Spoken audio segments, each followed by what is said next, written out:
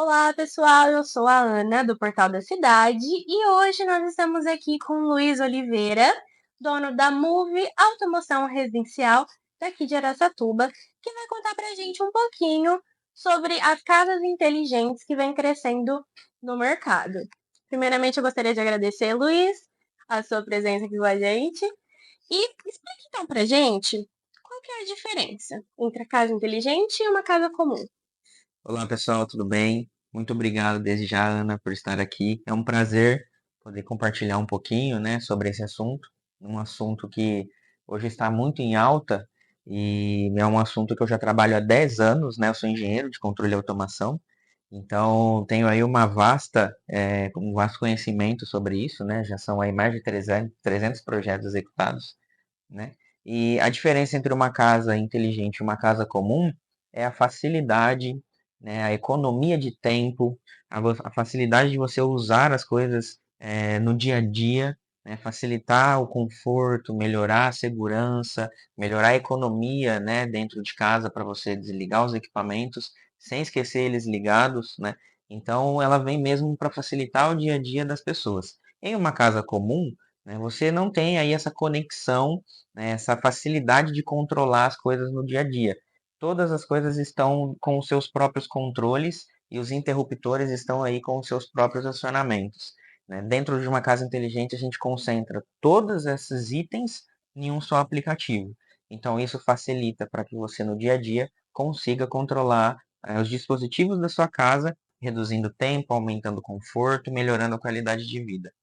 Que seria uma das vantagens também. Exatamente. Uhum, perfeito. E existe a opção da pessoa escolher apenas um cômodo da casa dela Certo. para. Quais são, assim, então, os cômodos que o pessoal mais escolhe? Olha, os cômodos que as pessoas mais escolhem é a área comum, que a gente chama, né, de living, varanda gourmet, piscina, a parte ali do hall de entrada da casa, são os pontos que as pessoas mais pedem, né? A varanda gourmet, ela é hoje o principal, onde as pessoas mais ficam, mais utilizam, passam momentos de descontração com os amigos, né? Aí, em segundo, a gente entra com a parte do jardim, né, que é a fachada, que são os locais que a gente consegue criar cenários de agendamento de horário, né? Então, a automação ela liga as luzes, por exemplo, às 18h30, sozinho. E 1h da manhã ela desliga essas luzes sozinha. E se for uma casa que tem aí um projeto luminotécnico, a gente consegue mudar as luzes de acordo com os dias da semana. Então, segunda-feira acende de um jeito, na terça-feira acende de outro jeito, na quarta-feira acende de outro jeito e assim por diante. Então, varanda gourmet, a parte do living, a área social que a gente chama, depois a gente vai ali para a fachada, né? Aí tem alguns clientes que fazem uma sala dedicada para assistir filme, como essa, né? Que é uma sala de cinema que a gente chama. Então, a sala de cinema, o home também é bastante utilizado.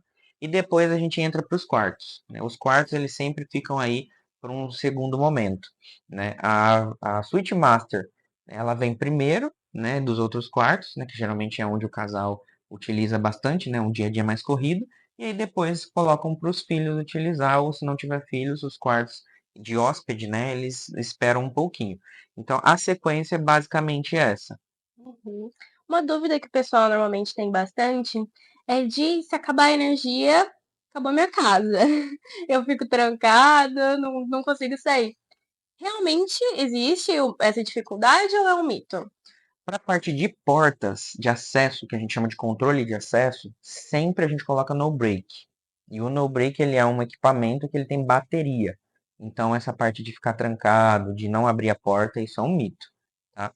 Pode acontecer esporadicamente de um equipamento apresentar algum tipo de problema? Pode acontecer, assim como qualquer dispositivo eletrônico, mas isso é muito raro de acontecer. Então, para prevenir tudo isso, a gente vem, faz um projeto bem detalhado, estuda todos os pontos, né, da casa e aí a gente coloca equipamentos para blindar esse tipo de situação. Então, se acabar a energia, a porta vai estar alimentada por um no-break. Ou a gente escolhe por fechaduras a pilha. Então, fechaduras com pilha, ela não vai ter esse tipo de problema. Se acabou a energia, ela vai continuar funcionando. Agora, iluminação, automação da luz. Se acabar a energia, a luz não vai acender mesmo. Agora, quando a energia volta, todos os dispositivos se conectam automaticamente, sozinho. Eles voltam a funcionar. E aí não desconfigura nada. É importante citar para o pessoal saber que na automação residencial ou na casa inteligente, que são coisas idênticas, só muda a forma de falar, existem várias estruturas de aparelhos, vários tipos de aparelho, né, de equipamentos que a gente utiliza para fazer a automação da casa. Cada equipamento tem suas características, né? Então a gente tem a aplicação deles. Tem equipamentos que são mais simples, tem equipamentos que são mais robustos, tem equipamentos que são para casas grandes e tem equipamentos que são para casas pequenas. Tudo isso é separado. Então eu não posso pegar um equipamento de casa pequena e colocar numa casa grande, porque ele não vai comportar. Os equipamentos de casa que são menores, eles existem algumas situações que quando oscila a energia muito rápido, né, que causa aí umas 3, 4 oscilações de energias consecutivas, ele pode desprogramar. Porque ele é um equipamento mais simples, né? Ele foi desenvolvido com um pouco menos aí de preocupação nessa questão de muitos dispositivos e ele pode sim desconfigurar. Né? Até a forma de configurar ele é ligar e desligar várias vezes. Aí a gente configura ele. E para desconfigurar, você liga e desliga ele várias vezes. Então, se existir uma oscilação de energia onde repete muitas vezes, né, a energia caiu, aí agora voltou, aí agora ficou meia fase, aí voltou de novo. Esses dispositivos que são destinados, né, para uma solução mais básica, mais simples, ele pode sim desconfigurar com oscilações de energia.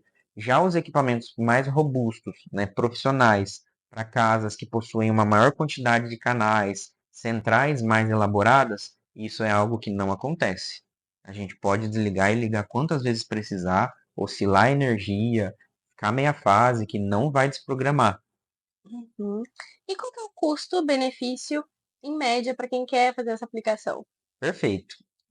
Eu criei uma forma de explicar um pouco sobre o custo, e o custo sempre está atrelado ao tipo da casa, né, ao tipo do equipamento que eu acabei de explicar na pergunta anterior, e isso sempre está junto com o custo. Então, se for uma casa que possui muitos pontos de luz, muitos acendimentos, muitos ar-condicionados, muitas TVs, várias cortinas, nós precisamos de um tipo de equipamento, de um tipo de aparelho que vai dar conta disso, que vai conseguir gerenciar todas essas luzes sem falhar e rápido.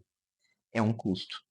Agora, eu tenho uma casa onde eu quero controlar somente a minha sala, é uma sala pequena e eu não preciso de controlar mais nada. Aí, nesse caso, a gente vai utilizar outro equipamento, então o custo é outro, tá? Então, é uma análise que a gente faz, uma análise de engenharia para identificar exatamente qual é o tipo do perfil do cliente, o momento do cliente e o que ele quer de resultado. E a partir daí a gente escolhe um equipamento. Então, partindo daí, eu classifiquei em quatro formatos, vamos dizer assim, de casa inteligente.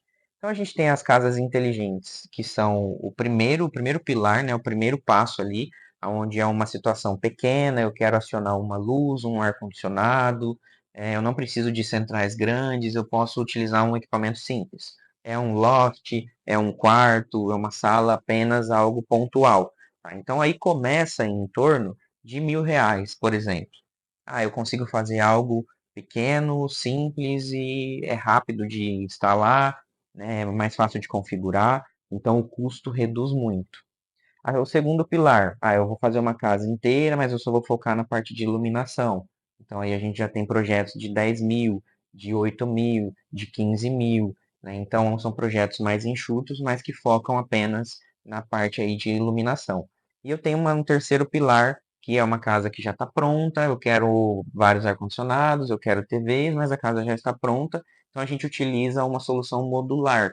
Essa solução modular ela pode variar aí de 30 até 100, 150 mil reais. E a última é a que a gente chama de centralizada, onde eu coloco um quadro, né? O cliente tem realmente uma casa muito grande, 1.000 metros quadrados, né? 800 metros quadrados, e tem uma iluminação muito rica. Aí a gente tem muitos ar-condicionados, muitas TVs, muitas persianas e cortinas, e precisa ser uma automação centralizada. Aí nesse caso ela varia em torno de 200.000, 250, e não tem limite. porque junto com a automação a gente também trabalha com outras tecnologias, como sistemas de áudio, sistemas de aspiração central, piso aquecido para redução de mofo, né? Então, a gente trabalha com toda a tecnologia que tem dentro de uma residência, e aí esses acessórios que a gente vai colocando vai depender daquilo que o cliente quer, vai depender da obra dele, mas se a gente puder separar em algumas etapas, eu colocaria essas 4 opções. Tá? Então tem como atender todos os públicos. Uhum.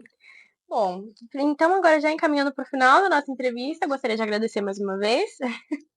E se você gostou dessa entrevista e quer acompanhar mais conteúdos como esse, siga o Portal da Cidade em todas as redes sociais.